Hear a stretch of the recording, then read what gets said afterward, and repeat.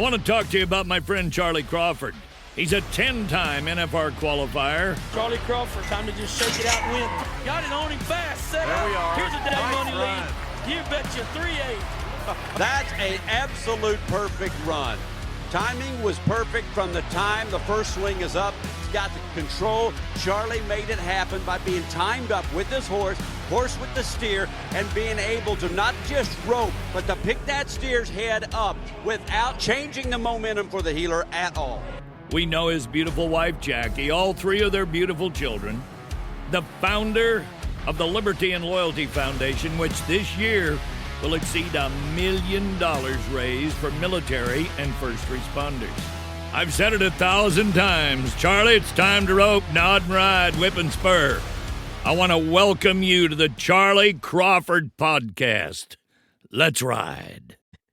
All right, everybody, I'm excited. We got Katy Lucas on today, the broadcaster for the Cowboy Channel. We all know who you are. We've seen you at all the rodeos this year. What is it, 100 rodeos in 100 days? And then some. And then some. And so you're very well known. I didn't know you were Miss Rodeo Canada. I actually didn't know that you were Smokin' Joe Lucas's daughter. Oh, really? Until I started researching. I called Bea Bray, and she was giving me the lowdown, and I'm like, I remember Smokin' Joe. I think there was a time when we were kids, we had there was a year they had baseball cards for the guys that made the NFR. Oh yeah, I have a stack of them.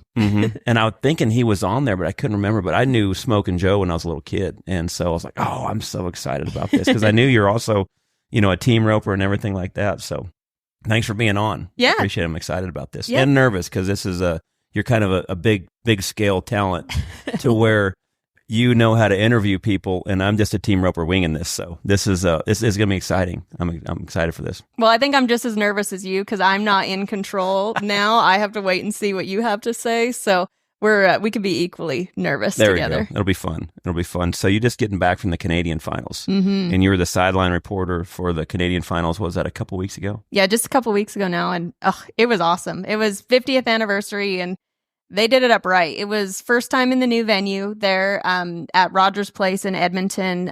It's where the Edmonton Oilers hockey team play, and it's a state-of-the-art venue. So that was really cool. And just the feeling there was so different to be in a venue of that scale. It reminded me a lot of like Dickies Arena and all of those where you walk in there and you get a little bit nervous because you can just feel the energy in the air. So many rodeo contestants, especially up there, are hockey fans too. So when they got to play on the same platform that the Oilers had played on Monday, and now we're rodeoing on a Wednesday, it was pretty exciting for the competitors. It was a lot of fun. So for us, it's almost a little bit like when we got to go to Globe Life. Oh, yeah. Or, excuse me, the American. Like when the American first had it in Cowboy Stadium. Oh, yeah. That's a big deal to be able to rope in where the Cowboys played. And so, yeah, because that's Canada. That's their golden idol is the hockey rink. Oh yeah. So yeah, that's got to be really cool to be able to play to be able to rope. But you guys are also used to roping in hockey rinks, correct? A lot of the rodeos are in one, but this is probably the most prestigious one. Would that be correct? For sure.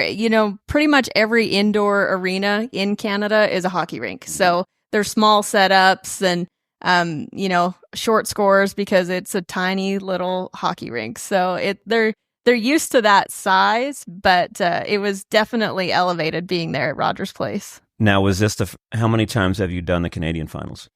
It was, I think, about my 5th time. That was back in 2013. That was kind of my first real big job out of college. We did Road to the CFR, so we had and it was cool thinking back on it because it was way back in 2013, and we were live streaming rodeos throughout the season. And I think about, all the people that even now have trouble getting the Cowboy Channel because they're way out in the boonies and their internet isn't good. Think about it back in 2013. It was pretty low definition live streaming back then, but we did about 5 or 6 rodeos throughout the season, and then it all came together at the Canadian finals when it was in Edmonton before at the Rexall place.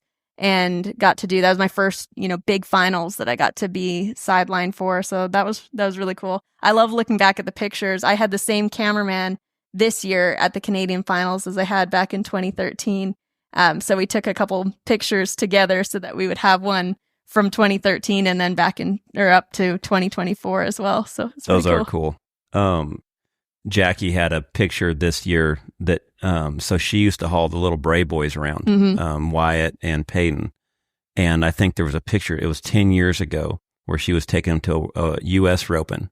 And she was heading and heeling for both of them, I think, or something like that. But she was roping with them, but hauled them over there. And I think it was one of the first times Ken and B let them go, maybe, I think, with someone. And then she got a picture of them by the stalls. And I think she might have been taller than both of them at the time. And then 10 years later, they got a picture together because they all made the short round at Puyallup. And now Wyatt's like 6'7". Yeah, towers over her. Yeah, Hayden's like 6'2". It's just when they were little and when they were big, it was fun. It was cool to watch those 10-year kind of anniversary pictures. Yeah, and still friends, still roping Yeah. at the same places. It's cool. Now, how cool is that to be able to do the Canadian finals being from there? Oh, it's so cool. And last year was the first time I got to come back and do the Canadian finals because we didn't have the rights to stream the Canadian rodeos until last season. And so to get to come back in 2023 and do it, it was so overwhelming in the best way. All of, my old friends would come up and give me a hug. And, it was all people that I hadn't got to see in years because I've been down here. And, it's been a crazy process with getting my visa and working on my green card and everything. Jeff Metters was giving me some tips for prison because I had to apply for what they call advanced parole just to be allowed to come up to Canada because of the way my visa is right now or how it's in process right now. So really makes you feel like a criminal when you're applying for advanced parole just to get to go to your own country. So I was getting some prison tips from Jeff. But so to get to come back there, and I hadn't been up in years. I'd been up to visit grandparents here and there, but hadn't been to a Canadian rodeo in, I think, 3 years at that point. So it was so cool to get to go back in 2023. And then last year, we felt like we were ready to take it on and really bring it to the next level. And it was so fun this year. We got to go to the Oilers game on Monday, and we did this really cool story on the transition from, hockey night in Canada on Monday night to a rodeo on Dirt Wednesday. floor on Wednesday. Yeah. So it was like 800 or 900 tons of dirt that they hauled in there in 24 hours and got it all laid down, and they nailed it. Like the barrel racers, night one, everybody was happy, whether they were top or bottom. That's got to be a tough balance because it was ice. Mm-hmm. And the ice stays. They don't even melt the ice. Nuh-uh. It's crazy. They Really? have, so the ice stays, and they have this tarp that they lay down, and then they have all of these particle board sheets that they lay down. And he said it's like a puzzle. They're all numbered, and they have north, south, east, and west, so they put them in the right way. And then they start laying dirt on top of it. But I guess it's faster to do it that way than to melt the ice and then have to refreeze it. Because I think I've been up there a few times to Canada, and I thought I remembered places that we were at to where the ground was so deep and muddy in there because of, I think maybe they waited for the ice to melt to be able to bring it out there. Well, maybe the ground didn't settle. That's why I was wondering how in the heck did they get it done from Monday to Wednesday? But he crushed it. It was so good. Sense. That is very interesting. How many rounds is the Canadian finals, and what is the payouts up there now? So this year it was 5. They went down a round this year. They're hoping to get back up to 6 eventually. It's traditionally been 6 rounds. And it was, I'm on the spot now, I think it was $1.5 million that they paid out. Rounds paid, off the top of my head, I think 11, and then 16 for the average. So it's a good payout, and there were a lot of people that had a chance going into the Canadian finals. So it's cool to see too, just the money that it took to get to the Canadian finals was way higher this year too. So I think it's really looking good for rodeo in Canada. There's some great rodeos up there when you've got your Pinokas, your Armstrongs, Strathmore, really well-paying rodeos, good setup. They're laid back. I know a lot of people have fun when they come up to rodeo in Canada because it's a little slower than the rodeos down here, so they're a lot of fun. Calgary is one of my funnest ones to watch because they'll just put the team rope and the breakaway at the same time. Mm-hmm. I think they split it maybe this year was one day or another, but I remember last year we were shoot, we were all barbecuing and drinking beer and watching. I was like, man, this is great. We could watch breakaway and the team roping. Those are basically my events now that I follow. And, it's cool to start to see that team roping and breakaway are starting to inch a little bit closer to where, I think one day it'll be in a perf, but yeah, I hope so. it's for me, it's great. And then for the guys, it's got to be great because everyone's going to know when they're up. It's only one day. Yeah. They go up there and they're able to hit the other rodeos and come on back. So yeah, you don't have to be too organized on the entries for that one. But I would say the wagon races are probably some of my funnest to watch. I remember videoing up there in Pinoca and watching the wagon races. Mm-hmm. Those are good. Those are good watching. Yeah, it's entertaining. And they come from everywhere, don't they? They come out there and just basically camp out and race and stuff when they get up there, huh? Oh yeah, they're kind of. I think even more so than rodeo cowboys. They're carnies. Like they're rigs that pull up. They're great big semis, and they the sides pop out and turn into stalls for the horses. Yeah, I remember that. Yeah, it's a cool setup, and they're there all week because they compete every night. Yeah. So it's pretty cool. I've got a chance through my old job to cover a lot of the chuck wagon races, and it was something that I'd always grown up around.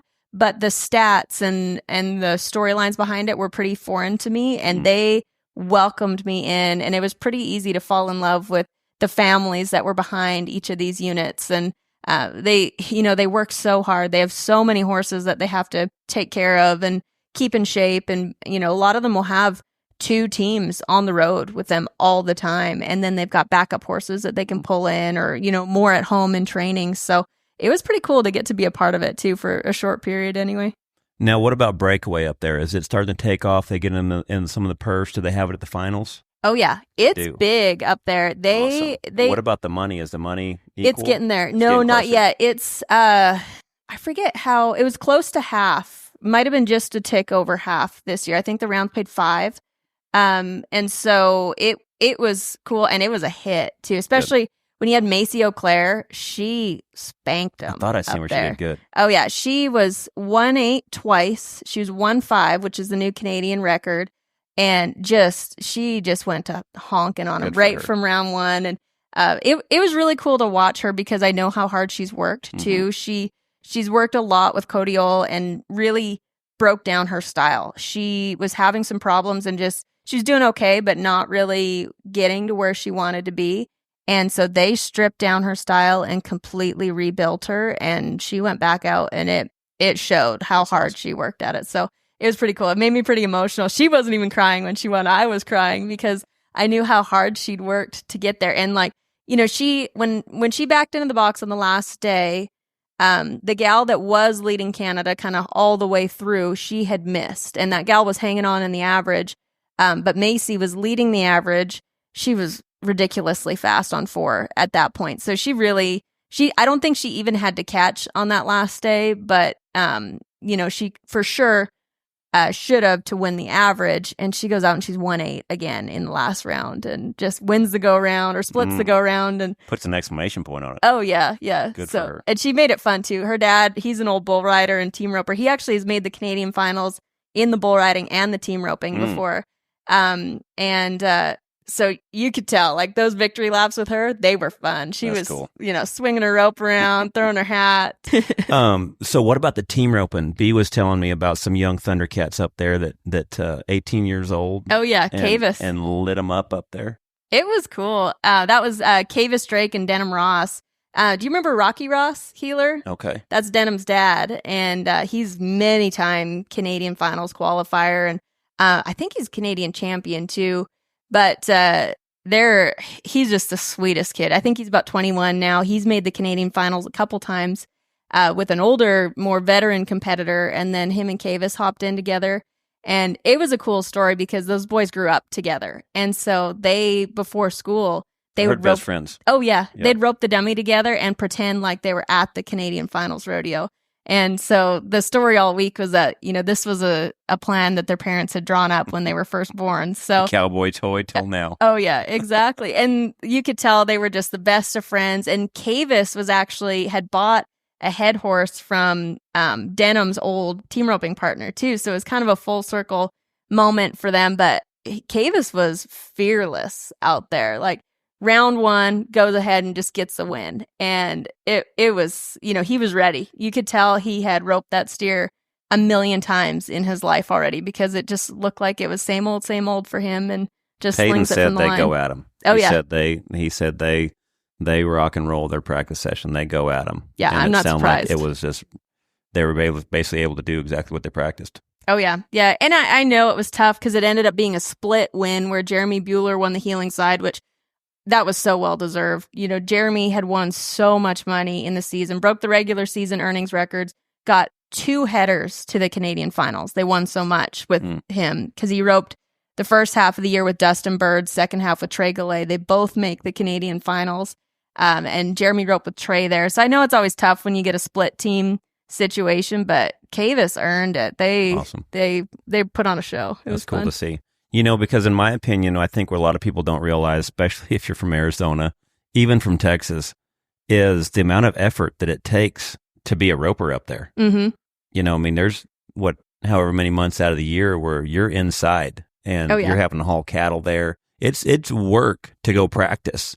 It's not like we go out there in the backyard and rope outside. And, you guys fight snow, ice, all the elements that you guys have up there. So to be successful up there roping takes a lot more work than I think what we're spoiled down here and understand, if that makes sense. Oh, yeah. So Mom and Dad, they have a place in Arizona that they actually own that place before they bought a place in Canada. And someone said to my dad, like, oh, why would you spend money on a place in Arizona? Why wouldn't you just build an indoor arena in Canada? And he's like, do you not realize that the cattle are still outside? Your horses are still outside. You can't warm them up that much because it's really hard on your horse if they're actually comfortably warm. And then you got to cool your horse off inside. And it's dark because it's, only daylight from 4:30 or 8:30 in the morning till 4:30 in the afternoon there in the wintertime. So it is not the same at all than, versus being down in Texas or Arizona where the sun's out and you have all day to rope because you got nothing else going on. So I think that's what's so respectable about when you see kids that come down here that have put so much effort into roping good, because you have to understand how much effort it took for them to be able to be great. It's not like here. So yeah, to hear about those kids just going at them and at a young age, that's pretty cool. But knowing the effort that it took to put in to be successful, that's pretty cool. Even just, not as much accessibility to jackpots too. They can't go to a jackpot every single day. We've got a lot of really great ones, but it's not like down here or not like in Arizona where you get your little Arizona jackpot paper and there's 10 ropings every Saturday and 5 every other day of the week in the wintertime. It's just not as accessible. Yeah, the opportunity's not there like down here for sure. I've been up there rodeoing and I loved it. There was one place I remember I went up to in BC, and I can't remember where I was headed, but we was coming down and it was just about sundown. And when we come down this mountain, and you could see the lights of the little town, and then just this big snow-capped mountain in the background, where the sun was barely kind of like on the back side of it, where it's still dark, but still like you could see the sun, but you could see the reflection of the city against the snow. And it was probably it was to this day, probably one of the prettiest things I've ever seen. Yeah, that's just cool. The beautiful, just seeing some of the wildlife as well, mountain goats up and down up in there and stuff. But some of the coolest people rodeoing too. I remember one time, some of the greatest guys up there, the no bitch, that's the best roping in the world.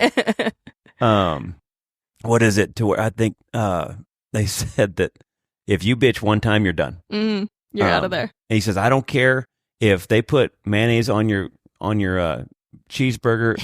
If you order mayonnaise and they put ketchup on there, he says, if I hear one bitch, you're done. You're out of here. And it's the best roping up there the whole year. Oh, yeah. Squig puts that on, isn't it? Yeah, he's a part of it anyway, and yeah, that one was fun. That one was a great roping. Yeah, I went to it is years ago now, but they were letting me keep my horse in a stall because back in the day I didn't have a truck, I didn't have a trailer, so I just hop rides everywhere to jackpots if I wanted to go somewhere, and so they let me keep my horse in their barn. So I was just trying to be nice, and so I cleaned all the stalls in the barn because I had a few hours, and I thought, I'll be nice. And so they came in, saw me doing that, and took a bunch of pictures of me. And they said, I'm going to be on the poster and say something about, this is what you get for bitching at the No Bitch. I love like, it. here I was trying to do something nice. So, I love it. Yeah, they're fun people. Yeah, I think one of the first couple times I went up there, and I didn't know a lot of people. And I remember I called to get a trade. I forget who I was roping with. I think we were trying to get to 3 rodeos up there that one weekend, and I think we ended up getting to 2 rodeos, the slack for the same time. Mm-hmm. So we were trying to get from a slack to a perf. That way we could hit all 3 rodeos when we got up there. And I remember I called one guy, and I'm not sure who it was, but it was the funniest thing I ever heard.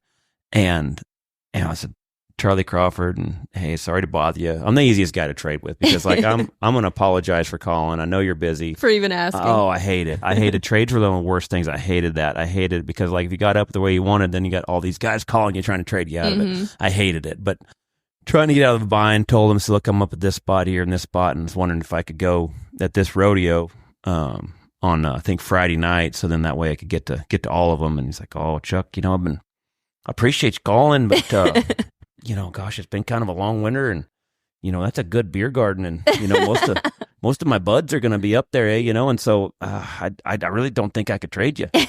And I said, hang on, let me get this straight. You can't trade because you're going to go to the beer garden that night. He goes, yep, pretty much. I said, that's the awesomest answer I've ever heard in my entire life. You're like, I'm not even mad. That's the most respectable, honest answer I've ever heard in my entire life. Like, and I told myself, I'm like, I'm going to love it up there.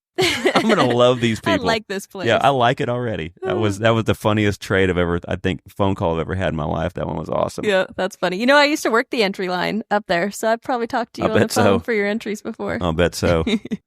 Yeah, it's fun up there. It's good. It's growing too. Because I know the rodeos. I talked to Coleman Proctor a little bit yesterday and talking about how strong some of the rodeos are getting in the summertime. To where a lot of these guys are talking about going to the winter rodeos, and then if they even need to leave for California up until basically winter till Reno, because the amount of rodeos you used to have 3,000-4,000 now adding 10. Yeah. I talked to Logan Medlin, his partner, and I think he said from Reno till Cheyenne, they won like $75,000, like just over the summer.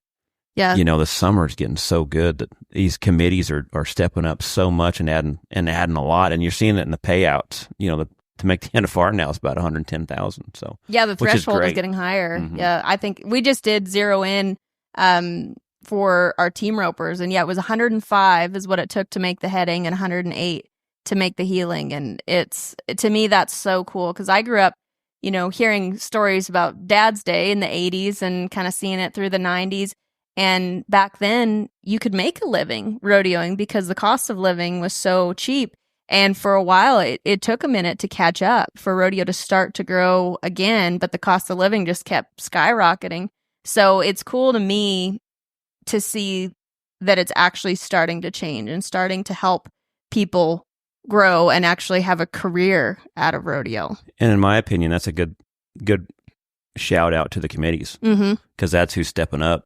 Making these rodeos pay better. So, yeah, big thanks to all the committees, and it's such a thankless job and so much hard work too. So that's great to see where it's starting to, like you say. Diesel's really.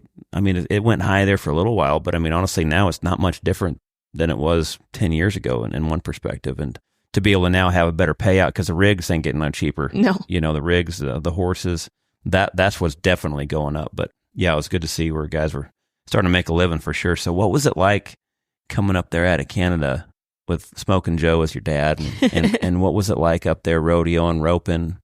Your dad was an icon in the 80s. Yeah, and it's funny because if you met him, he is so laid back. You wouldn't know. He is the most relaxed person. Like if he's mad, something terrible has happened. And he's so quiet, and you would never in a million years know he was such a ruthless competitor because, half the time I talk to him, I tell him a story, and he'll sit there and he'll pay attention, but he won't say a word the whole time. And even in the practice pen growing up too, if you were struggling with something, he'd let you do it for a while, and if you wanted help, you went and specifically asked him, and he would just say one little thing, one little tweak, and then roll on and let you figure it out on your own. And I really like that because I don't like someone chirping at me in the practice pen. I love clinics and things like that, and that kind of setup. But to have someone day after day, if they're just sitting there nitpicking you, is hard.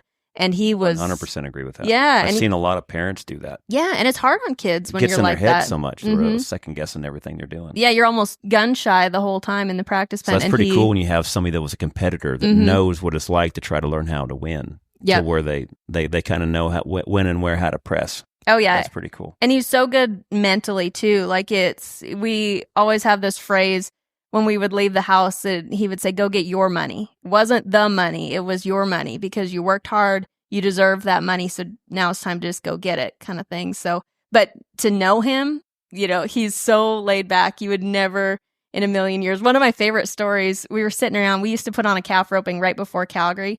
And it was a lot of fun because all the NFR guys and all the guys that were coming up to Calgary would come to our house because they'd break in all the calves for Calgary at our jackpot.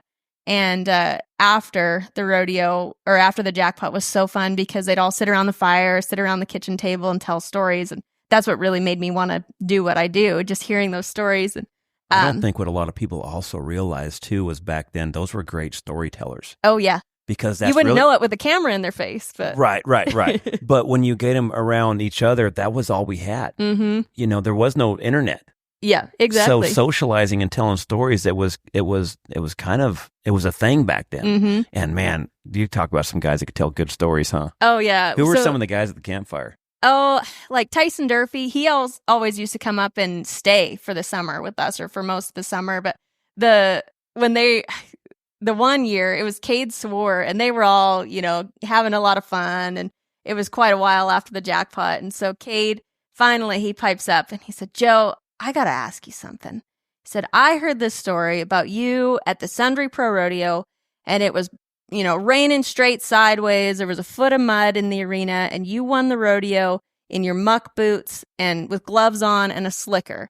And the whole group just bursts out laughing, like, how ridiculous is this? There's no way that happened. And Dad, he's quiet for a while, and eventually he goes, "Well, it was actually just a windbreaker."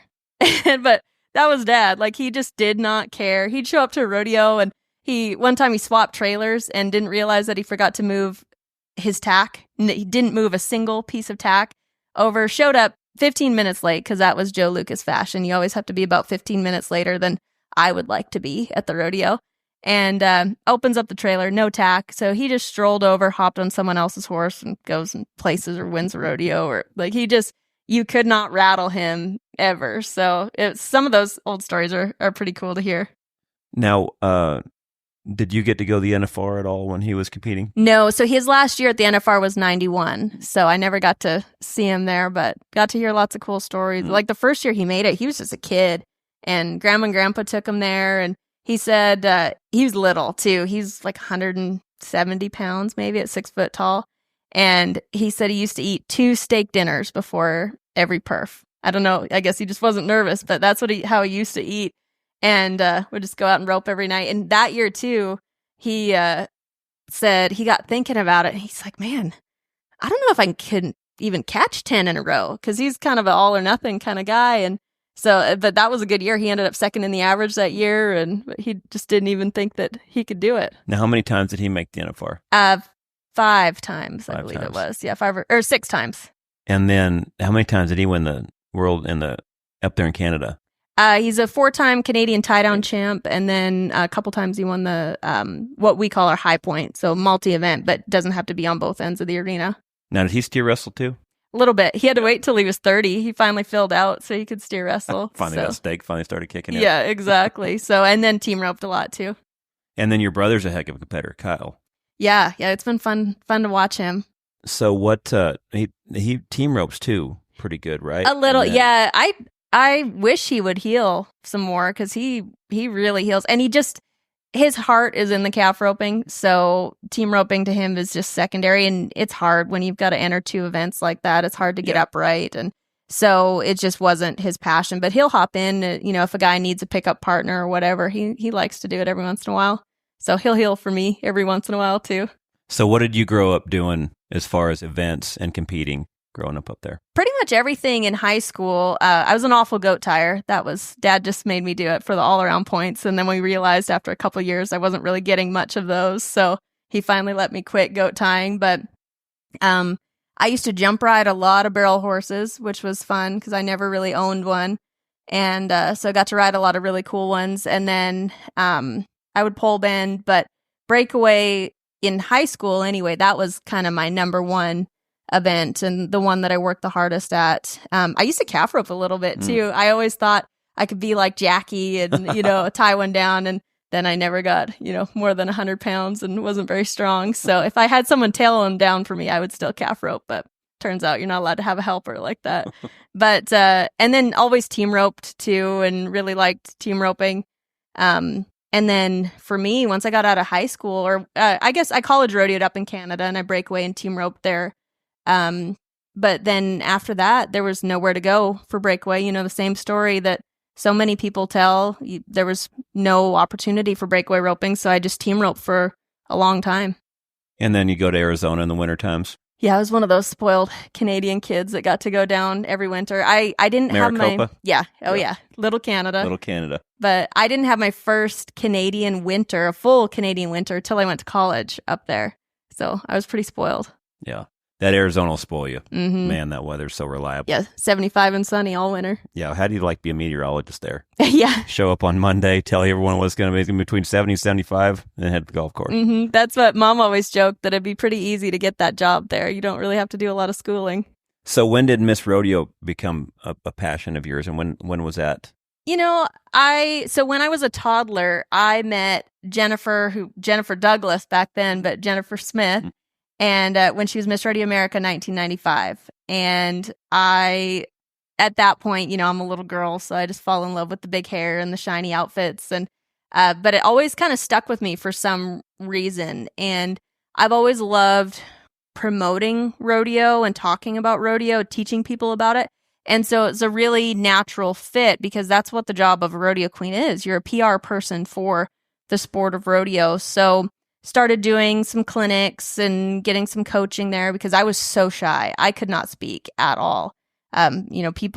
Public situations, I was the one that would hide behind my dad's leg when I was little.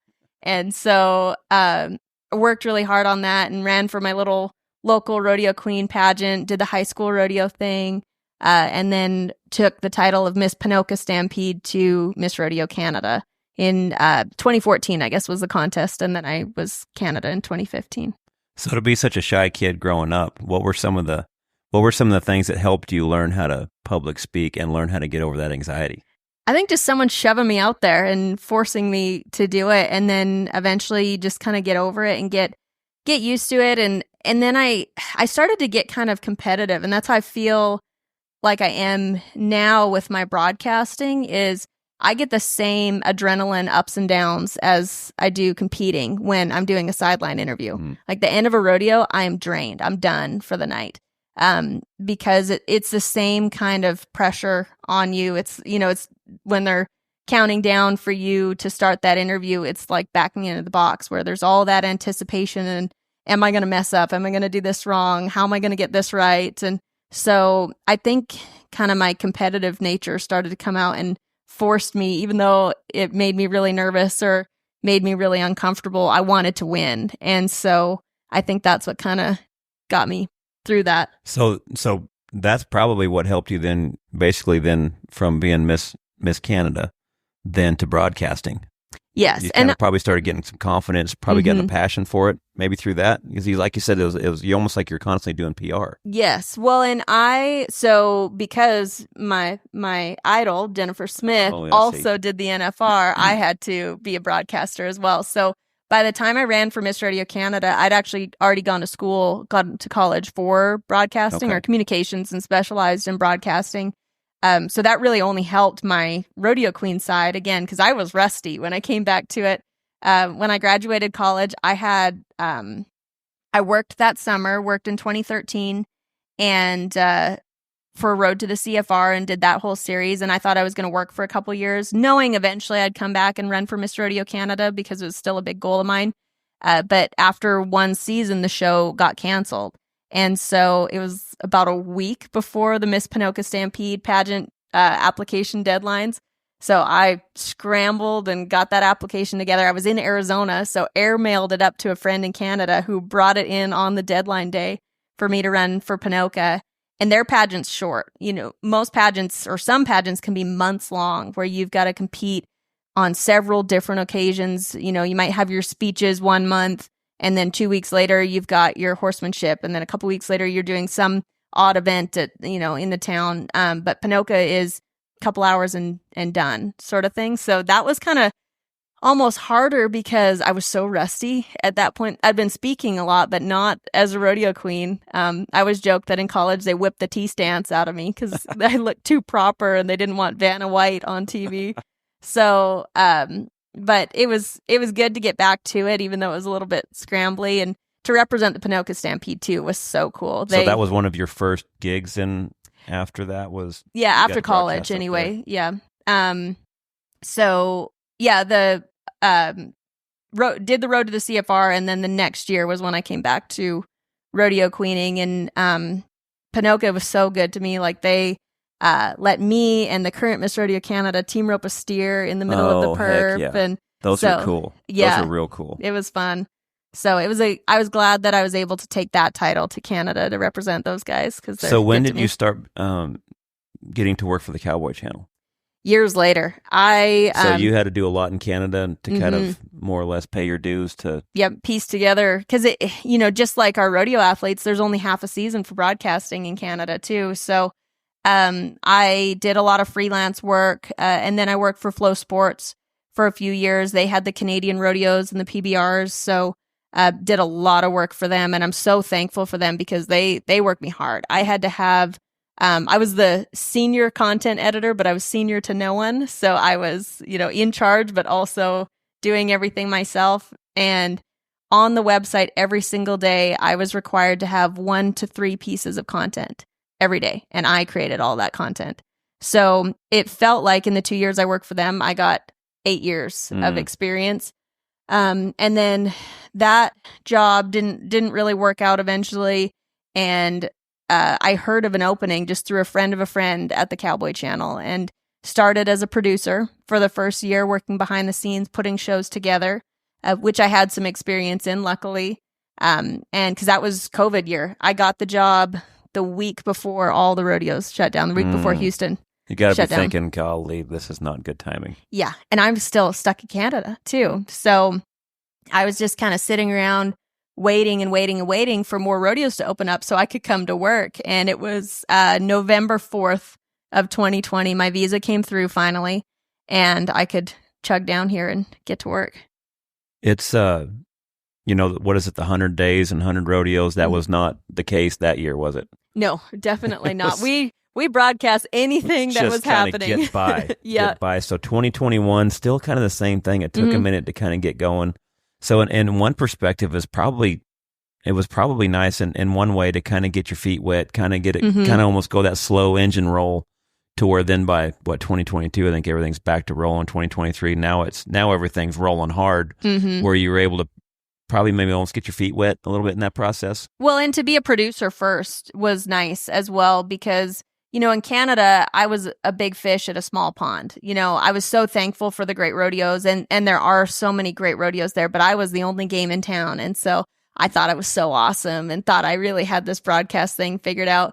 And then you get down here and, you got to compete with Janie Johnson, who is just awesome. And Jeff Metters is on the team, and Steve Kenyon, and, all those great people. And you realize like, oh, maybe I wasn't as good as I thought I was. So it was, looking back, I was pretty impatient about it. I really wanted to move from producer to on air as quickly as possible.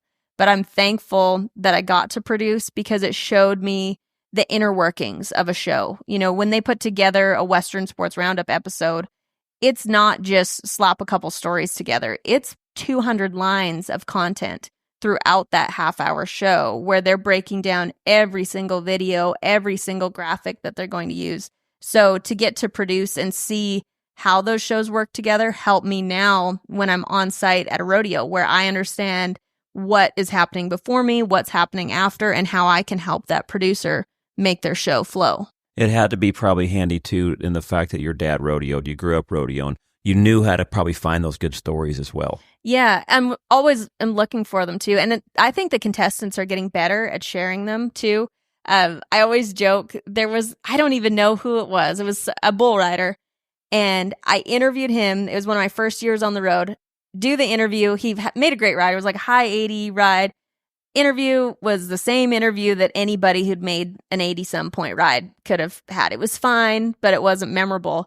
And we get done the interview, the camera's off, and he goes, whew, I'm so thankful we got through that. My leg's broken. I'm like, dude, why didn't you tell me that ahead of time? I could have lobbed something at you where we could tell that story. That's amazing that you just did that with a broken leg. So I don't even remember who the guy was because he didn't share that story. But now it's a lot of fun because contestants, when, I go collect them from the other end of the arena and we're walking over to the camera, they'll start sliding stories my way and start realizing like, okay, this would make a cool story. I need to tell her. And it makes my job easy, makes me look really smart and like I'm in the know. I think too, it would help because Cowboys have such a certain humbleness, that you're trying to always maintain, it's probably beaten into his young, his young kids.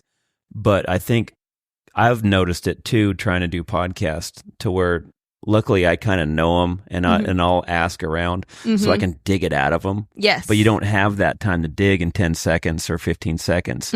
And, I think, in my opinion, when Cowboys realize too is if your guy can share those good stories, the goal is to try to captivate an audience. We're trying to grow the sport, and that's what I think you've done such a good job having that inside track, from your dad and growing up roping, and all the things that you've done is to be able to look for those stories to keep this industry growing. Yeah, well, and that's something I was so passionate about too because I grew up sitting around the campfire after our jackpot, hearing the stories, or having guys that would park their trailer for the week at our house and sit around the dinner table and tell stories. And then when I started, moving towards going to school for broadcasting, I thought, where did the stories go? Where, why are we not hearing them anymore? But it was because they didn't know how to share them and how to leverage the media. And there wasn't as much media before, but they didn't know when those few opportunities came about, how to leverage that and get that story out there. And so that's something that really drove me to do what I do now because I knew how great the stories were. And, anybody that sticks around a rodeo athlete for more than 15 minutes is going to fall in love with the sport if they get that story. If they get side of them. Yeah. Like, you think about Patrick Smith that didn't start roping till he was 16 years old or didn't even ride a horse till he was 16 and then goes and becomes a world champion. That's a cool story, but if we didn't know, he'd just be another guy roping. Yeah. So that's definitely something that drives me and I love those little stories. Yeah. I'm so emotionally attached to it too. And my husband makes fun of me all the time because I love it when people cry. If I can get you to cry in an interview, I'm just the happiest camper. And he says I'm so heartless, but I just think if you're willing to show that emotion, people connect with that. Sponsors connect with that too. And you can build fans by doing that. Yeah. One of the things I also noticed too was Steve Kenyon. I've gone in there every year. He's always had me on Western Sports Roundup promoting my military event, or if I was getting ready for the finals and stuff, and we would get there early and we'd watch him just rattle off all the news of what's going on. And I remember, I think me and Bill Force, he's my vice president on our military board, and we're watching Steve just roll through the facts, and I'm looking at him, and he's looking at me, and I'm like, that is impressive. Yeah, no teleprompter. It is so impressive. Yeah, and I'm trying to just memorize, because I just got done filming that year. I've been doing a lot of filming and was trying to explain how to rope and stuff on a film, and to try to remember a paragraph. I couldn't even remember a paragraph, and I'm watching this guy rattle off just all this stuff. I'm like, man, there's so much to it. It's fun to see it behind the scenes and realize how much art that there is to it, and then how much research y'all do. Oh, yeah. You guys do a good job of research and trying to look for those stories. I think that's something that's a big misconception, too. People see our earpieces, and they'll go at the rodeo like, oh, so someone's feeding you your questions. And I'm like, no, someone's giving you all the information. I'm like, no, this is all me. You see these scratch notes right here? This is me. And people don't realize how much work goes into it. Like a 1 hour Western Sports Roundup, takes 3 or 4 hours minimum of prep to be ready for, to be like Steve Kenyon and get up there and just rattle it off with no teleprompter and, barely glancing at your notes. So he's such a good stat guy, isn't he? Oh, we call him the rodeo encyclopedia, and he hates it because he doesn't like, if you compliment How would he hate Steve, it? Because that's such a good compliment. He can't take a compliment. He is so humble and so sweet that, he'll mess up one word in a 1 hour broadcast and he's just kicking himself for it, because that's the kind of perfectionist that he is. But we love Steve. He's like our dad. He does such a good job with it. Oh, yeah. What are some of the things that when you're going to a rodeo, how are you prepping for that rodeo? How are you finding the stories? So it really depends on the rodeo. If we have a pre-show, that puts a lot more work on whoever's on site, because then they're going to want those behind the scenes stories. So I'm looking at the day sheet a few days out, trying to see who's up and if we can line up an interview ahead of time. Because typically it helps if we can do the story the day before. So a lot of that too is working with committees to get their stories. Ellensburg was really cool. Last year we had a tribe leader there that was also I believe he was a Marine, and we did a story on him and his life and his connection to the rodeo there. So sometimes it's not just working with the rodeo athletes to get those feature stories, we call them, but talking with the committees to see what stories they might really want to tell. At the Cheyenne Frontier Days this year, I hollered at one of the stock contractors to see if there was anything interesting, and he said, yeah, we've got 2 father-son duos for pickup men this year. So we did a story on that. And so it's calling around and asking. And I think too, the people that don't pick up on the good stories are the ones that think they know it all. I try to always just be curious about it and ask lots of questions and ask people what they think might make a good story. And, it doesn't always work, but I think more and more, you look at Sankey Pro Rodeo and Phenom Genetics. If you follow them on social media, they're constantly showing you the behind the scenes of the ranch and the stories behind their animals. And they do a really good job, and they understand what a story is and how you can put it together. So they're always really easy to work with because they can sling a lot of story ideas your way. And so I think it's just a matter of being open to these opportunities and just not being afraid to ask around and figure it out.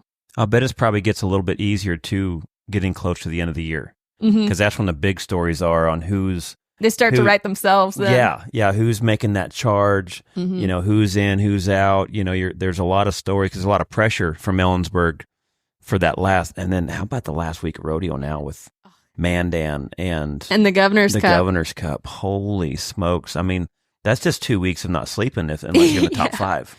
It was so cool. This year at the Governor's Cup, we did it last year where I got to be on the stats desk, and we kind of, because of my nerdy self, we kind of created the stats desk. And man, it to was keep up with that time of year. That's a lot of moving parts. My brain starts to catch on fire eventually. I sat with the producer the last morning of the Governor's Cup. I sat with the pre-show producer.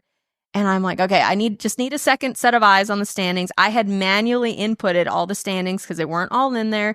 And then I'd also called the secretaries from Stephenville, San Bernardino, and Mona and gotten the approximate payouts so I could see, okay, so-and-so is leading the steer wrestling in Mona. It's going to pay approximately this much money if he's able to hold on one more perf kind of thing. And so we were working out all the scenarios. And then Butch Knowles walked by the hotel breakfast area, and all of a sudden the scenario's doubled. And then Joe B walks by and he makes a few phone calls, and now we've got like 6 different steer wrestlers we're watching when we thought we had it narrowed down to 3. Yeah. So it's so much fun. And I can tell you, when Hunter Heron backed in the box, how rank was that? Oh, that was so cool. But we had a good visit and a laugh about it after, because situation was, he was really long on his first one, just barely got a time. Yeah. The next one, there were 9 times. They take 8 back in the average. So he really was going for the round, trying to win enough money in the go round, thinking like, these other 8 guys aren't going to miss. They're miles ahead of me, because he was like 36 and some on his first one because his calf was kicking. He said he almost gave up on the run too. And then he thought, there's not very many people here. I better just tie him down. And so as he's backing in the box, they go to me, and Marty Yates had missed. So now he's literally just got to get a time to move on. He gets an automatic payday if he makes the top 8 of, I think it was $3,600, and that's enough to pass Marcus Costa and get him into the top 15. So he's backing in the box. I have to pop on camera and explain this whole situation, knowing he's 30 feet behind me about to rope, and all he has to do is catch. And he's not a just catch kind of guy. He's a go for it kind of guy. And man, I was so nervous. My heart was pounding the whole time because I feel for these contestants, and I'm stressing over it. Oh, it's amazing, but I hate it when they don't, when it fails and doesn't work. Yeah, for sure. So him and I had a laugh after, because he came over and I said, "Man, you look so good out there. You look so calm." And he said, "Katie, I got to tell you, he's sitting there. He's a numbers cruncher. He knows what's going on." And so he was sitting there thinking, "Man, okay, they were 7-2 to split first and second in the round before he went." And so he's thinking, okay, third will do it. Third is enough money in the round to get me in and give me a chance. And so he's still focused on the round money, thinking all these other guys are going to catch. And he said, "Man, when Marty Yates missed, there was cotton in my mouth. It went so dry." And he said his horse was a real rodeo horse. So if he backed off on the line and tried to just ease out there, he said he wasn't going to run. So he had to just go for it no matter what. And so he said even he got pretty nervous in that situation. That was a rank story. Oh, stuff like that is so cool. So fun. That's what makes that rodeo, I think, so electric in one perspective, is the fact that it's almost like a world title, and the fact you're keeping up with who's going to advance. Oh, yeah. Just like that story there. Watching Andrew Ward and Colin Vaughn on the team rope. Oh, gosh. That was so cool. I mean, roped a leg in the second round, and I'm like, oh, no. Yeah. And then he sneaks in. He gets in. And Andrew Ward, for just trying to go catch steers for his partner, looked like a machine. Oh, yeah. Every one of them was the same. Just 4-second run, 4-second spin, and then end up winning the whole thing. Yeah, those are cool. And like for Vaughn On, it's cool because I think his last NFR, was 2015. Yeah, it was the last time he won the world. It was the last time he's been there. So 9 years later, he's back. Yeah. And they were so fun too. They hustle you back out there to do the interview, and you're in-house, so it's like, hurry up, get it done kind of thing. And they come running up and just group hug, and I'm thinking, man, we got to go. But they were just so happy. You could not wipe the smile off their faces. Well, because they're buds. Like it looked like it. Andrew, I think, him and his brother used to go and rope with Vaughn On all the time. And Vaughn On was kind of a mentor to both of them. And I think that was a dream for Annie to get to rope with Vaughn On and then to make it like that, where it was a very memorable NFR way to make it. Yeah, exactly. Yeah. Well, and I honestly, when I saw that Andrew picked up Colin for the winter rodeos, I thought, oh, that's just temporary. He's horse trainer. He doesn't want to go, I'm sure. And so I thought, oh, he's just filling in for the winter till Andrew figures out who he's actually going to rope with. So, but then when they went all summer and they just kept winning and winning, I thought that was so cool. Well, it's so wild too, is like they were winning big events. Like they won Reno, they won Kennewick. They were scratching along, and then to see them when they go to Governor's Cup, like, they're going to have to win something. Like, Vaughn On's going to have to win. But there's a chance. Yeah, there's a big chance. But, like, he was down there a ways. I think 19th maybe going in or something like that. Yeah, I think he was the furthest out that still had a chance. I think Peyton Bray was at the 24th. Oh, yeah. And then he was just above. Then it was Vaughn On. And it just kept getting his name called, and then the fourth one just struck. Yeah. No, that event is so cool. Just 2 years in, there's so many cool, do or die scenarios with that one. And, my spreadsheet is a mess by the end of that, because I've got little side notes here and there and little reminders for myself. And, the bull riding, there were guys that were, I think, 35th, 36 range that had a chance to qualify because of the money that was available. So that tight and that much money. It was Well, wild. I tell you, the G of the week, I thought, too, was the week before at Mandan. In the steer wrestling. Oh, I knew you were going to say that. Jiminy Christmas. How rank is that guy? Oh, I have to say, too, and Tyler, if you're listening, I'm sorry, but I said when we were prepping for Governor's Cup, we were doing a preview show for it, and luckily I didn't say it on air, but in a break in between, I said to Jeff Metters, man, I thought Tyler Wagasback was going to get it done. And that was before Mandan. And I just thought, there's no way he can make it in. But I apparently I forgot who he was for a second, and he goes out and Game just time. wins it. And I think it was like 3-4. yeah, on some not very easy steers. There were some guys that had some trouble with there's them. one thing pulling it off, and then just dang, you're setting a world record doing it too. Just knowing how to win. It's so fun to watch because you talk about technique. Mm-hmm. That he's not the biggest steer wrestler out there, but his technique and his just winning attitude is just, you never count him out. Yeah, on any steer too. They don't have to be, the nice little lopers out there. They can be ones that are old and sour, and it doesn't matter. Yeah, that was it. That's when I've been trying to do on my podcast, but like kind of keeping up with what's up, and then knowing that Pendleton's like your 2-minute warning. That's basically 2 minutes left of the game, because after that you got 2 weeks left, and then basically your last shot is your Governor's Cup. But Mandan stepping in right there too, that changes things. That's a huge rodeo. Yeah, that's a huge jump for the guys that aren't necessarily in the Governor's Cup too. Yeah, so no, it was cool. Yeah, a lot more pressure that time of year now than ever. But in a good way. Like, I like it where they're able to have something at the end that, like, I mean, there's one year I made it in 2007. I think I was like 24th or 25th in the world going into Pendleton, and win the first round, win the average. I can't remember if I won the short run or not, but I won just enough. I went from, I think, 25th to 14th.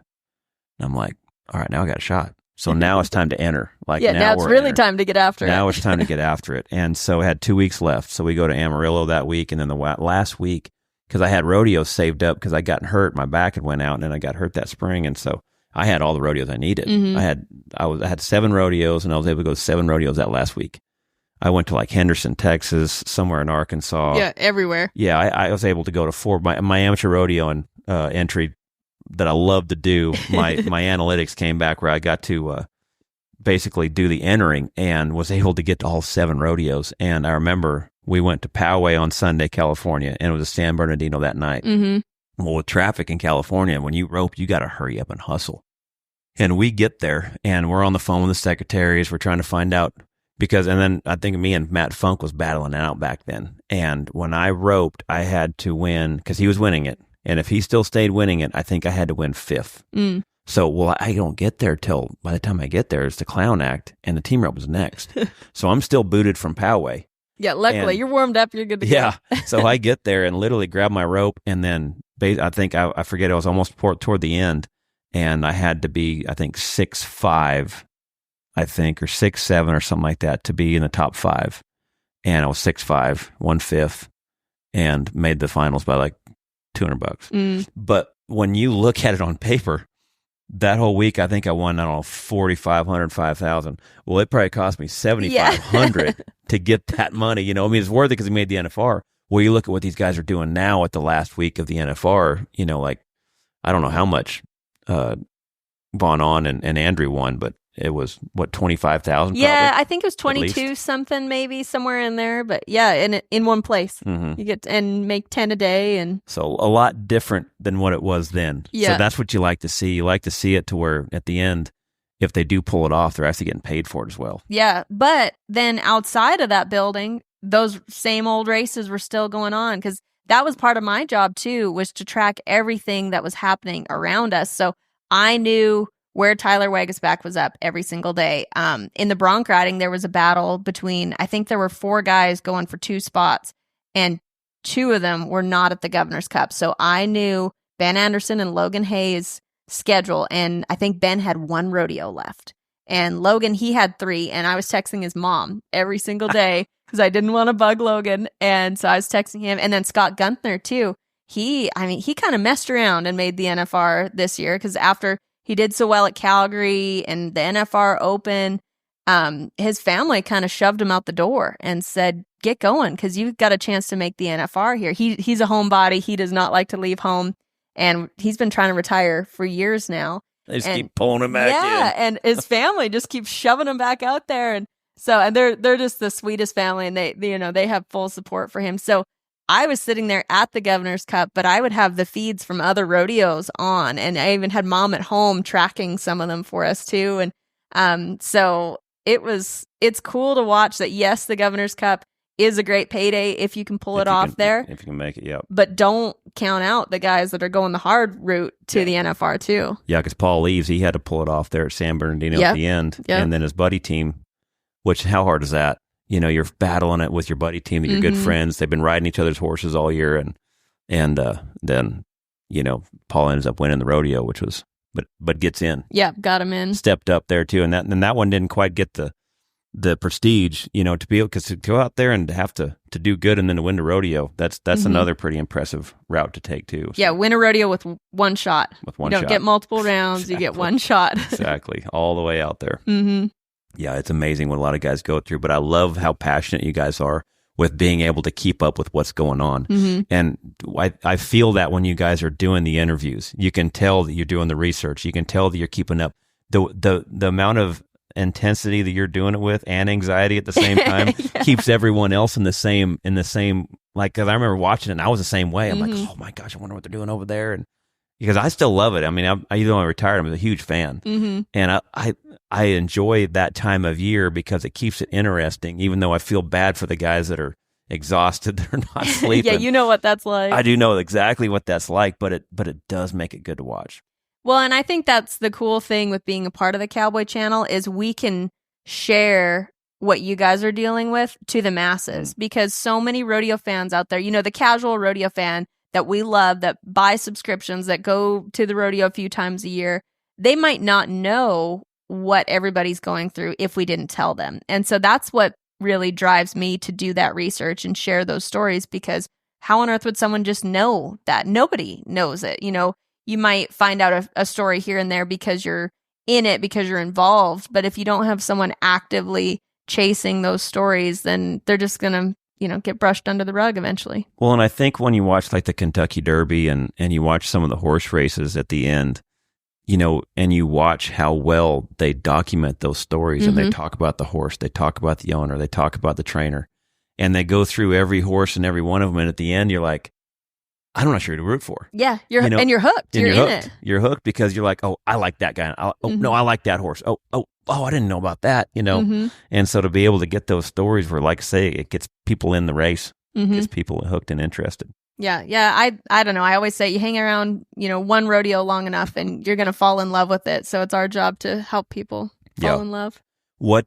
So is the Cowboy Channel? Is that all you work for? Do you do things during the week? Is there other things you do, or are you mainly just mostly broadcaster for the Cowboy Channel? Yeah, mostly Cowboy Channel. It keeps me very, very busy. I pick up the odd job. I work for the Gold Buckle Futurity. I do their event twice a year, which has been a lot of fun. That's actually where I got to visit with Colin a little bit, Colin brought on, and kind of get to know that world. And I'm hooked. After I have this baby, I'm entering the amateur, or the whatever the lowest class is, because I really want to try it out now, but it's a lot of fun to get to do that event. And I'll do the odd written story here and there. I help out with Smarty. I do actually media training for their kids on both the youth team, the young pro team, and then they started a college team now too. So I've been doing media training for those kids and trying to help them share their stories. So I'm kind of a glutton for punishment. I will pick up way too much stuff. I help some contestants with their social media.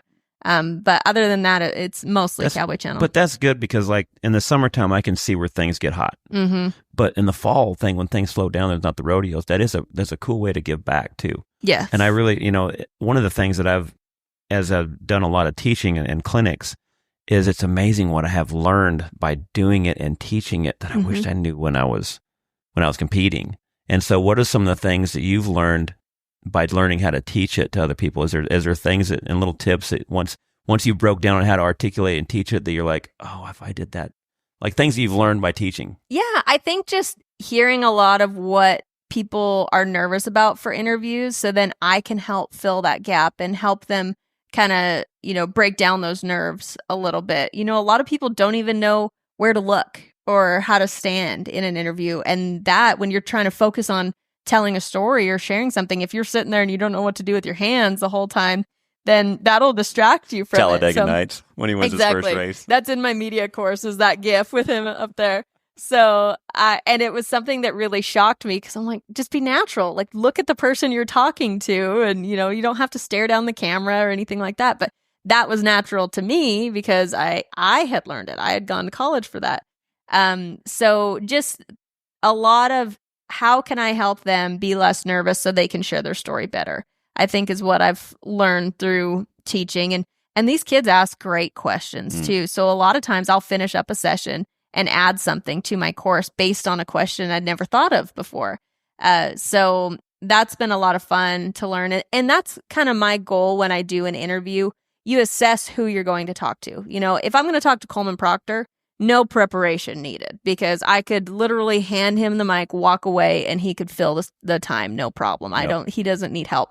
But if you're going to talk to someone like Probably Logan, his partner, you're going to have to dig. he's actually really loosened up a lot. He's getting better now. Mostly he harasses Coleman in the interviews, which they we're do good with. together. Yes, they do good together. Yeah, they really bounce off each other. So he's holding his own now. Good. He's not letting Coleman just run over him all the time. So we rip the mic away from Coleman too to give it to Logan. But you go to talk to someone like Ryder Wright. He's not a public speaker, and you can see even when he's behind the chutes and they're sitting there visiting. He's the one that he sits back and listens and takes it in. It's just not his personality to say, hey, look at me, look at what I did. And so you have to think about, okay, what does he like? He loves horsemanship and he loves horses. And so if you ask him a question about that, he will talk your ear off about it. And then maybe learning their passion. Exactly. And then you can maybe sneak something emotional out of him after that once you've loosened him up a little bit. So that's a lot of what I think about is, okay, who are they? What is their style? And how can I help fill in whatever gap they have? Well, because I remember I did a podcast a couple years ago, and the guy was telling me, he said, "Man, I'd talk politics. I can talk roping. We can talk military stuff. I had a lot of things that I was able to have conversations about." And I remember the guy said, "Man, you got a lot more conversation to you than a lot of the team ropers." And it's one of those things where it just kind of struck me. I'm like, most team ropers I know like to talk, and they like to talk about themselves. Not with a camera. But if you know the questions, if you know what they're passionate about, and like what the kind of, because I can't tell you how many times I've been in the rigs with all these guys and we'll talk for hours, and so that's what I kind of give me the idea of like, well, I wonder if I was able to do it myself. Like, I wonder how I could keep them talking. So it's amazing. Like what you're talking about is, learning their passions, learning what they're interested in talking about to see if they can open up to it. And that's the good thing about a podcast, I think, is I got plenty of time to kind of get, like Chad Masters, I did one with him this week. And so it took me a minute to warm him up, as opposed to the 10-second or 15-second interview. That's where Coleman's going to shine. Yeah. He preps for that, I think, in between each rodeo. Yeah, in the mirror. Yeah, exactly. With his hairbrush. Yeah. Yeah, I called him the other day. I can't wait to get him on the podcast because he's so much life. Yeah, you're going to run out of tape. Yeah, yeah, he's going to be a lot of fun. No, he's cool. He embarrasses me about every interview this year too because during Rodeo Austin, we had I'm on the Smarty Rodeo team with Helo-Matic and Smarty, and I got to go and do a photo shoot and video shoot during Rodeo Austin with all the pros, and it was so nerve-wracking for me because I'm I'm just a little team roper. I like to do it on the side, and I gotta go and head next to Coleman, and we booked it home from Austin at night, and then the very next morning, it was like 7 a.m. at sunrise the next morning, we were doing this shoot, and we had so much fun roping all day or all morning, and then I hopped in the truck and headed back to Austin because I was broadcasting that night, and Coleman and Logan were up that night too, and they end up winning the day. I can't remember if they won the round, but they were fastest on the day. And got on the interview. I remember that. Yeah, he goes on and on about how I tuned him up in the practice sessions. So now every interview, he's got to slide that in there, and I can just feel my face go red the whole time because I'm sitting there shaking. I'm so nervous to go rope in front of these guys. That's funny. So, yeah, it was, but it's fun. A lot of fun to make friends. Like on the rodeo trail, I consider all of these people my colleagues. They don't need to come over and be my best friend. I don't feel the need to like put myself out there to where I have to insert myself into their lives. But it is fun when you get to know them a little bit more, and they do kind of cross over onto the friend side of things because it makes it a lot of fun to have your little inside jokes with them, and that is key to having those inside Because I think a lot of times too with those inside jokes, it does kind of break the ice. Mm-hmm. It does kind of give you the talking points and learning the stories about everyone and getting to know them. So when did you and Jens meet? And then when did you guys get married? So we actually met on Instagram during COVID. So I was in Canada. He lived in Wyoming then. And did you order a set of Spurs or? No, he wasn't even a bitten spur maker then. But no, he just commented on or sent a little message on one of my stories. And I, me being chatty, I just started chatting back. And we started talking then, and it was a month of FaceTime and phone calls until I could actually come down and meet him for the first time. And we just kind of never looked back from there. And he took care of me when I was waiting on my visa.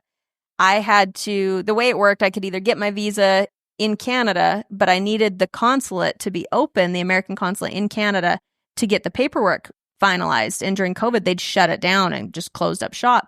So it was kind of a risk to apply from Canada. So the only other option was come to the States as a visitor, as just a vacationer. And after 3 months, you can apply for a change of status. And so that's what I did. And so he just said well, come hang out with me. I'll take care of you. I'll feed you. And because you can't work while you're a visitor. And so I helped him on the fencing crew for a little while. I ran the skid steer. I wasn't heavy enough because you had to be 100 pounds or something to make the skid steer run. And every time I'd push on the foot pedals, I would lift off the seat too much and it would shut down. So I had to sit on a chain to run the skid steer for him. But he still says I was one of the best fencers for him. My dad has a fencing company, so I kind of knew what I was doing. But after 3 months, I was able to apply for the visa, and he just took a leap of faith and came down to Texas with me. And then it was the next year we got married, 2022, or I guess 2 years later, October 15th, 2022, we got married. And by then he had started his bit and spur making business. He's always been really artistic. He can paint, and he used to tool leather. And, we were joking earlier, he's a bit of a leather snob because he grew up near Sheridan, Wyoming. So he always had an artistic sense to him, but really was drawn to silversmithing. And so actually for his birthday, it was even before we got married, I introduced him to Wilson Capron, who's one of his heroes. Wilson makes these unbelievably beautiful bits and spurs. You have to have a microscope to see all the details that he puts into them. And so I just messaged Wilson one day and I said, hey, I know this is really weird, but can my boyfriend meet you for a birthday present?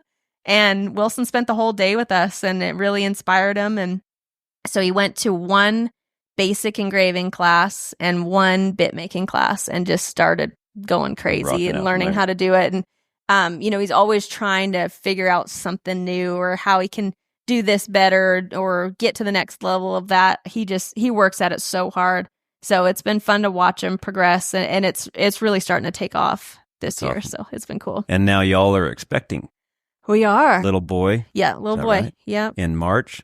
Yeah, March 1st. March 1st. So, yeah. You guys got some names picked out? Oh, yeah. Yeah, we're set. He's going to be little Hadley. Nice. So, we're working on a middle name. So, if anyone out there has a suggestion, we are stuck on a middle name, but no, we're really, really excited. Yeah. And that's a fun time. Yeah, it's kind of taken away from my roping a little bit, and it's weird too, and I'm sure Jackie went through the same thing. It's hard when all of a sudden your sense of self starts to change a little bit, and you think it's hard not to think about the things that you can't do. I've got a really awesome horse that's just hanging out now waiting for me to have a baby, but it's also really exciting to think about all the things you're going to get to do too. Don't do what she did. I'm not as cool as her. I hope that there's no more online horse sales because that's what she did. Hoard some that's horses? What she did. Well, that was right about the time COVID in a perspective. Yeah. So all these horse sales online, and it was just she's like, it's almost like they made them for me.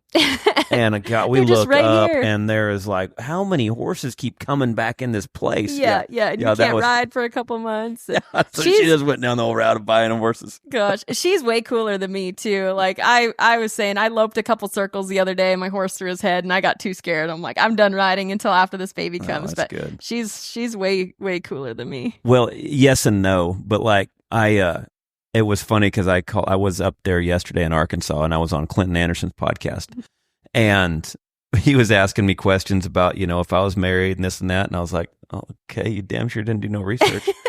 And I said, yeah, I married Jackie Crawford. And he's like, well, does You she may have heard rope? of her. No, he didn't. Oh, He had really? no idea who she was. He goes, does she rope? Does she run barrels? Does she even do anything with horses? And I'm like, well, this is awesome. Yeah. She Here does I a am. few things. Here I am up here that you called me to be on this, not my wife. Mm-hmm. You called me to come be on this. I'm like, I cannot wait to call Jackie and say, Clinton Anderson has no idea who you are. But he knows me. Yeah, he knows me. Yeah.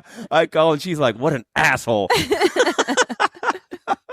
It was so funny. I'm like, I don't care. This is awesome. Yeah. Clinton can get away with it too. Yeah, exactly. We got to do our research. And he doesn't mind if you call him an asshole. Yeah. So yeah, it was pretty funny. But yeah, for her, it was just stir crazy. Mm-hmm. Just always so used to moving, always so used to being outside. And yeah, I talk about, the horse sales when them things came out, that was a wrong time, but That was her outlet. that was her outlet. Yeah. I don't have room for more horses, luckily, for gents, so we're okay. Yeah, you're okay. So what, ironically too, with Janie Johnson also expecting, now when is she due? She's due right around the new year, so she's just a little bit ahead of me, which is funny because we got engaged at the same time. We got married a week apart, and now we're having babies a couple months apart. That is too. funny, huh? So it's kind of Very ironic. cool. Now what, will she be able to be at the NFR? Yep. Oh, good. Yeah, we'll both be there. We're gonna split sideline duties, so I'm pumped. Good. Janie is so awesome. She's so great to work with, and she's such a cheerleader too. You think she's so great at what she does, and she's so nice. And you start to think, if I'm away from her for a little bit, I always joke with her. If I don't see her for a while, I think, oh, man, she can't be that nice. Like, she can't be that good. And then she'll call you out of the blue one day and say, Katy, I've been meaning to talk to you.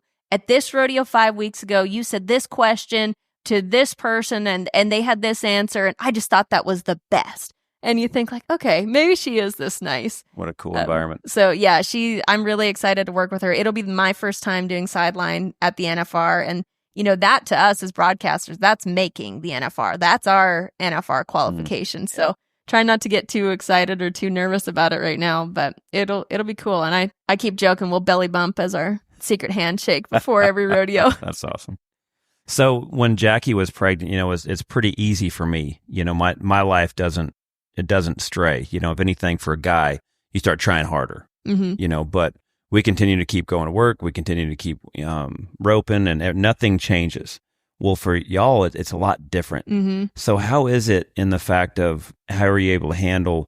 Because when y'all get pregnant, now there's maternity leave. Now there's time away, and I was just thinking like Caitlin Clark. If that girl was to decide that she gets married and has kids, I mean that basically, I wouldn't say derails her career, but it definitely changes it. Mm-hmm. How hard is it being a career woman and things like that, to where when it's time to have kids, how hard is that to balance your career?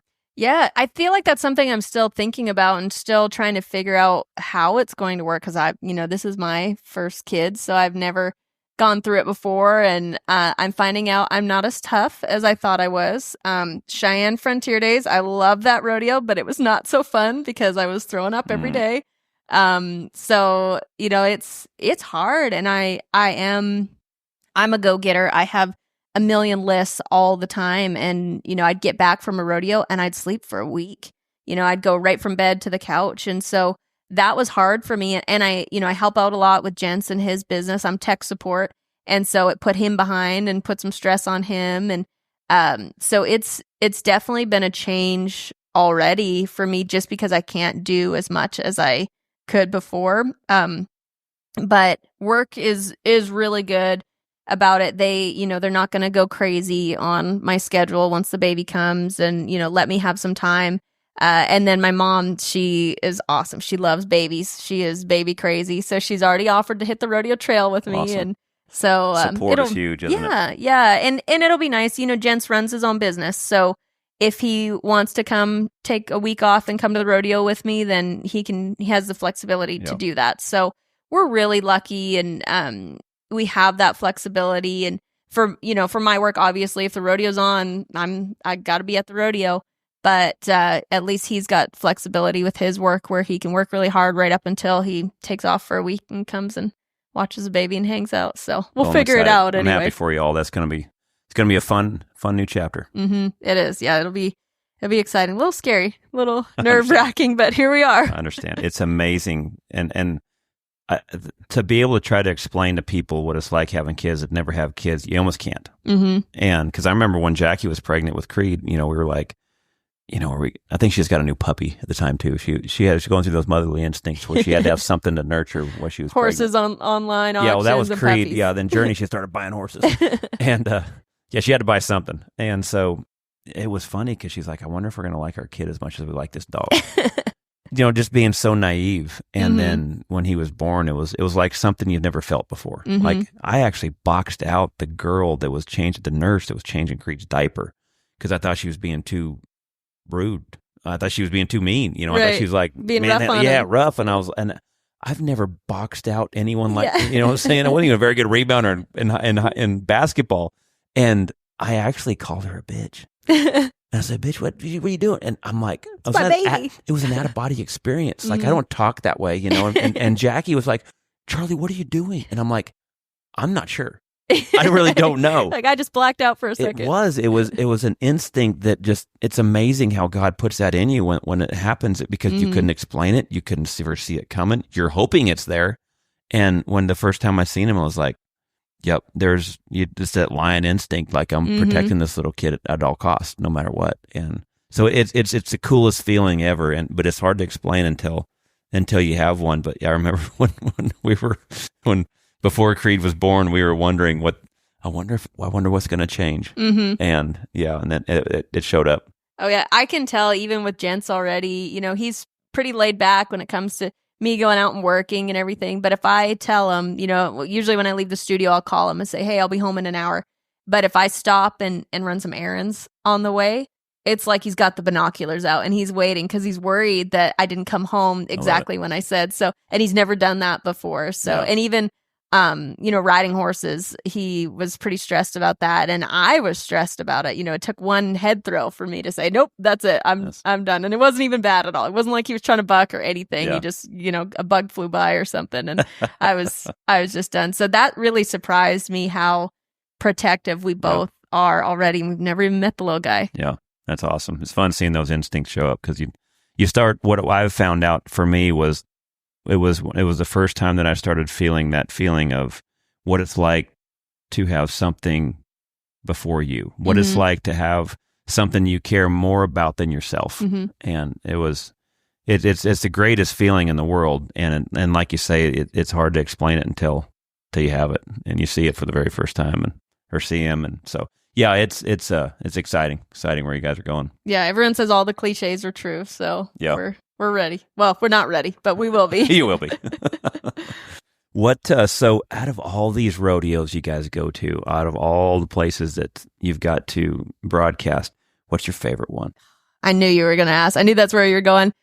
I got to tell you the same thing I tell everybody because it's true is they're all so different that it is so hard to name a number one. Cheyenne Frontier Days, it is great. They treat me so good there. The first year that I got to do it last year, I stepped out onto the arena. It was about 5 days in, and I went, holy cow, you are broadcasting at the Cheyenne Frontier Days. And I looked down at the dirt and thought about all the people that had been there and done that in that arena. And so I was thankful that I didn't think about that on day one for the first interview because I was pretty calm the first few days. So rodeos like that are amazing. The Ponoka Stampede, I have such a connection to that rodeo. The Canadian Finals is it's so cool and it's growing so much. So I can't, right down to, Gooding Pro Rodeo. That's one of my favorite stops of the year because they are so good to me. They're like a family there. I've gone in their charity golf tournament before.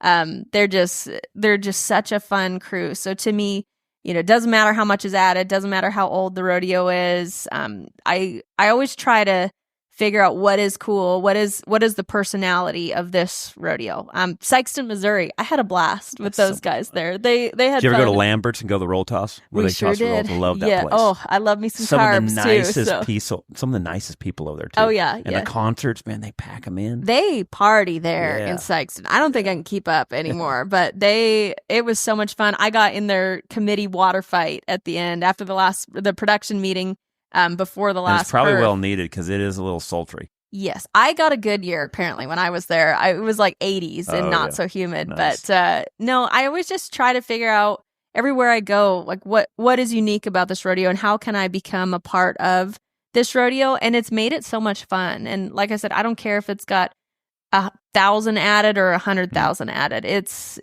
just every rodeo has something that is special. So I can't even name one. And I remembered that rodeo, and like San Antonio in the winter, Houston. Those are the big ones because the payout's good. Mhm. There's always it's a big packed event. They're Yeah. always Lot of packed in hype. there. A lot of hype. Then it was always fun to get outside and get out the Red Bluff, in Clovis because it was sunny and beautiful weather was nice, and then Reno was I tell you what, Sisters Oregon is one of the cool Sisters ones is so because they fun. pack that thing in there on Sunday afternoon too. And those mornings you can feel the breeze coming off the snow caps.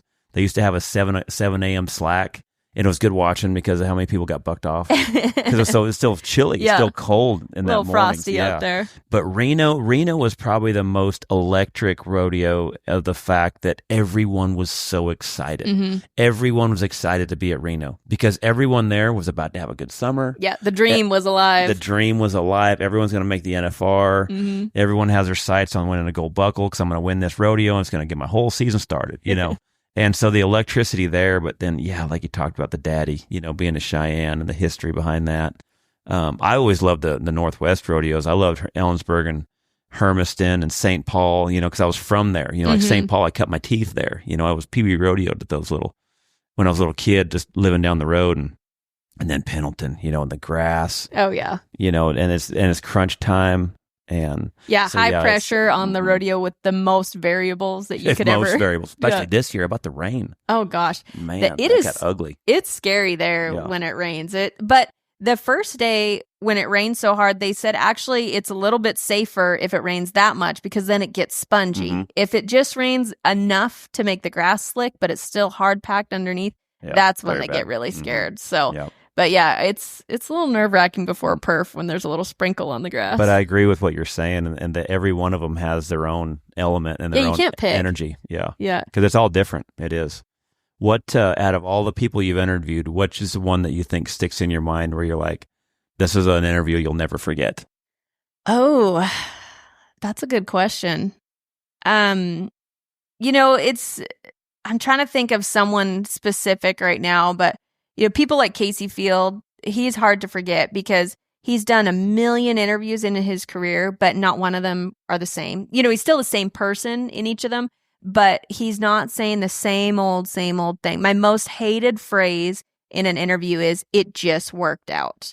Because I always tell contestants, no, it didn't. You have worked your entire life to get to this very moment where you had to get the perfect draw, perfect spot on the ground, the perfect whatever, the perfect storm had to come together to make this situation happen against the best people in the world.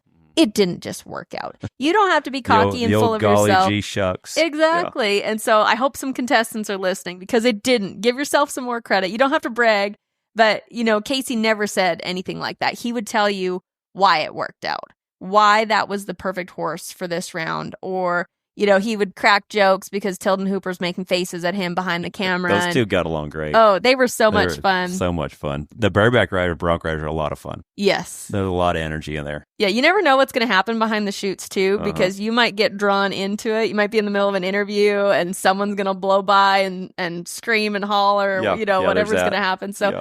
but I think just anybody that is not afraid to tell you how they really feel in a situation, those are the ones that always stand out to me. I've got to do some really cool sit down interviews too, and those are just like a podcast. It's a lot easier to ease into that and get some emotion out of it. I think about gosh, I'm drawing a blank on his name right now, but there was a bull rider that he had made the NFR a couple times and then just kind of fell off the face of the planet. And we figured out why. Well, right after, I believe it was his second NFR qualification, he started having seizures and he was diagnosed with epilepsy.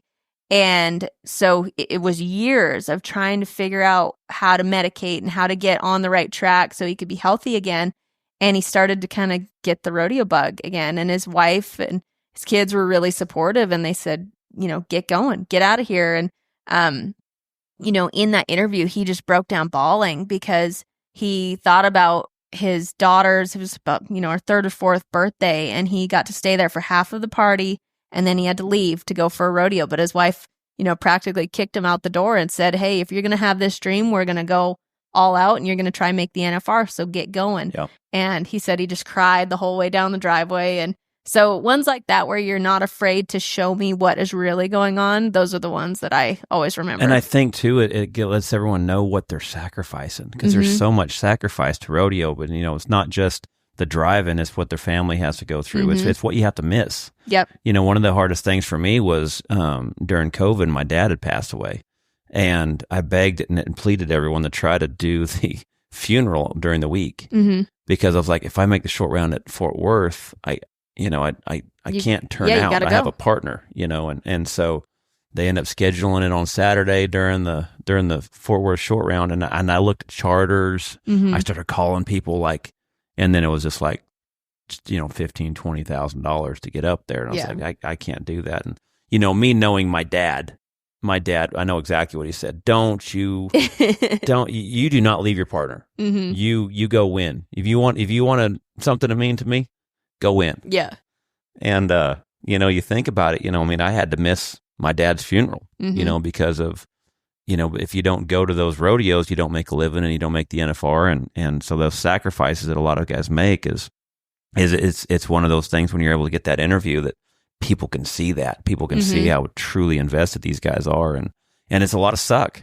That's something I'll never forget, And I also wondered why my family put the funeral during the short round at Fort Worth. And when I was talking to my sister, and she goes, Charlie, you just don't know how hard it is to, try to get the flowers arranged and, doing all this stuff. And I'm like, did you know my dad?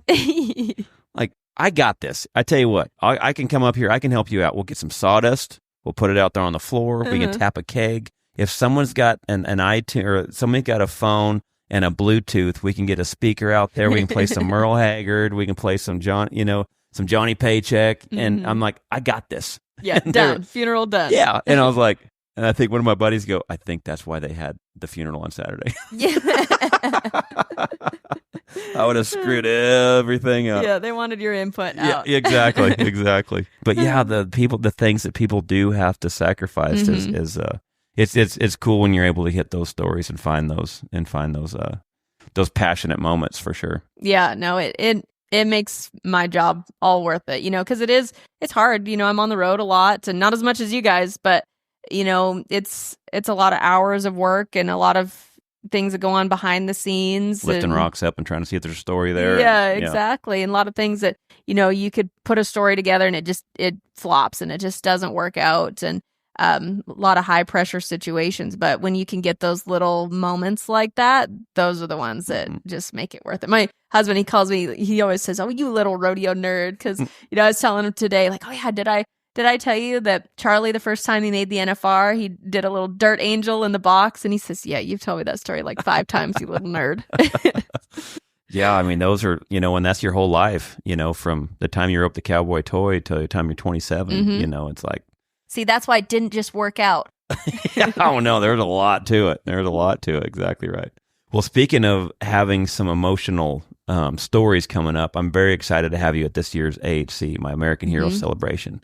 You're going to be there on Sunday, and it's during our NFR showdown. So Imus Ranch, they've sponsored the event. It's brought to you by Chase Morgan or JP Morgan Chase, and this is my give back. This is something that I've always, being a cowboy, we never got to give back much. I always loved the idea of, when you see the guys at the NBA and the football, NFL, things like that, when they get those Make-A-Wishes and they're able to show up at, little kids hospital and make that day for that kid. Those are some of the coolest things in my idea of giving back. But, when I look at it, like, I don't think any of those kids are going to know who I am. So it's not going to be the same thing. But I always had a passion for the military. My dad was a Marine, and I didn't really like how they were getting treated. I didn't really like, and then I was watching the same thing with the police and the first responders. And, it's one of those things Jackie and I was really on our hearts is like, if the government's not going to do the right thing, why don't we do it? What can we do to make it better?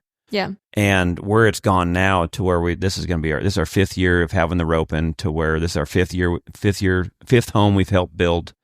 And to think about the stuff we've done for the families of their husband's been murdered in the line of duty, and to be able to help, with funeral costs, and to be able to help, ease some of the pain financially and stuff like that, to where for me, it's like, gosh dang it, you're hoping that God gives you gifts that you're able to utilize. And to think that, I'm able to utilize my gifts of team roping to be able to have an event where we're able to do those things. And so to have you there on the Cowboy Channel is going to be so much fun, because for one, I love how much research you do. I love your presence on the Cowboy Channel, and being a team roper fan, knowing the team ropers, knowing all the guys there. But I was really wanting someone on the sidelines because of the amount of stories that we have that we've lost in the last 4 years, because we just show it, but we don't get someone to interview it, because when you're presenting a home to somebody and they're there that day to get the home, I mean, there's a lot of electricity and emotion there. Last year when we honored the families of the police officer that was tragically murdered in the line of duty in Cisco, he got shot, and that family came in, and they lost their husband, their brother, their dad,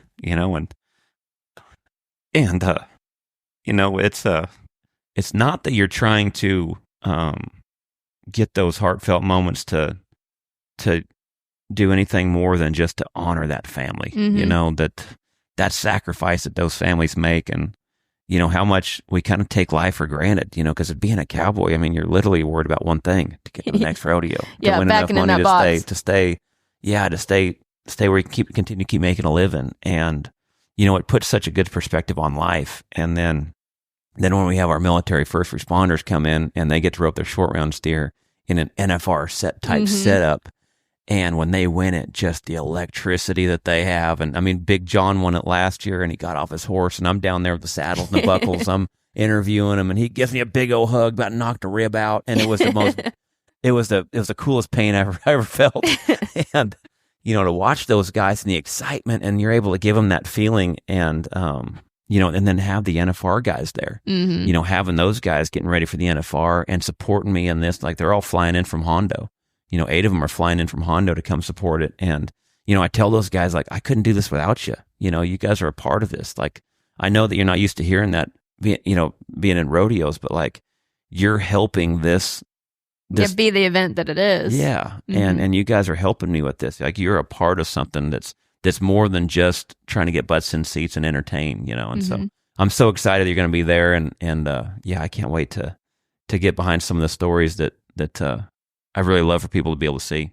Yeah, I'm excited. I can't promise I'm going to keep it together, because as much as I like it when hard. people cry in interviews, I'm a big old crier too. I'm my father's daughter. Sorry, Dad, but Mom, she's the tough one. Me and Dad were the softies of the family. So I've just heard you talk about the event and watch it from afar for so long now. So when I got the call, I wasn't supposed to be working that day. When I got the call, it was like no questions asked. Well, I need you to schedule it in every year, because I want you there every year. But yeah, it's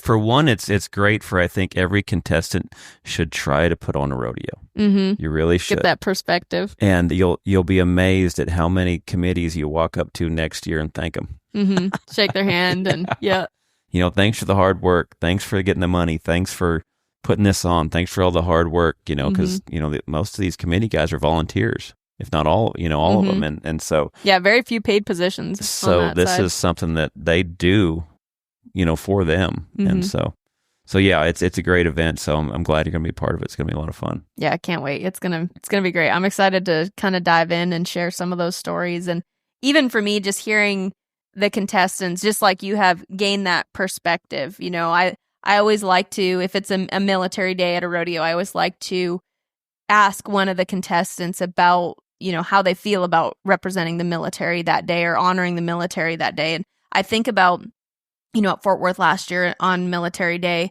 you know, we had the gentleman, I forget his name right now, but he's the sweetest man. He's like 98 years old and, you know, just was a battler in his day, and he sings the anthem for them. And he's just the coolest man ever. And cheeky, like all of those old military guys are, you know, he's got to tell you how pretty you are and everything, and, you know, crack little jokes. Those guys will play us, man. Yeah. But, you know, I asked one of the guys that won, or the guy that won the bareback that day, I can't even remember who it was, but a young kid, 18, 19 years old. And I said, in another life, you would not be rodeoing right now. You would be preparing for war as a teenager.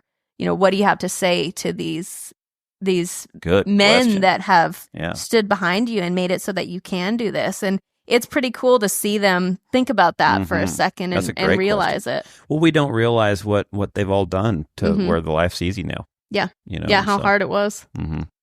Yeah. Well, man, I appreciate it. Thanks for taking the time. Yeah. And I know you guys are busy. And where's the next gig at? Where you headed? NFR. Yes. Be in studio. Well, besides you're roping, but so a couple weeks be headed to Fort Worth then. Yep. Yeah. Nice. I'll be studio bound until the NFR. We're just we're in prep mode right now, so it's wild to think about. So when do you guys get out there? And so the prep starts now. Yeah. I guess getting all the stories, and then when you guys head out putting there. shows, like preview shows together, things like that. But we'll head out there a few days early, and do all of our checks and, you know, all our sound checks, things like that, and then we'll be ready for round one. I'll be doing both Zero In with Brett and Mike. I'll be co-hosting that show with them in the around lunchtime, I think, every day, and then I'll head over to Thomas and Mac for the sideline interviews. And awesome. Yeah, so it'll be fun. Awesome. Yeah, it's gonna be exciting. Now, is this your first NFR?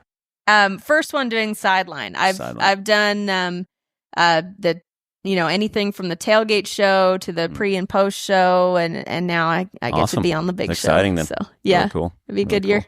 Well, man, I'm happy for you. It's really cool to see what you've done to the industry and the stories that you've been able to come up with, and I really do. You guys such a good presence on the Cowboy Channel. You guys are doing great work for the industry, and we just thank you for everything you do. Yeah, it's good to be a part of it. We're still on the ground floor too, so I'm excited to see where we go 10 years from now. I agree. Yep, I think you guys are just getting started. So yeah, thanks for taking the time to be on the podcast. Appreciate it. Anytime. Big fan. All right, thanks.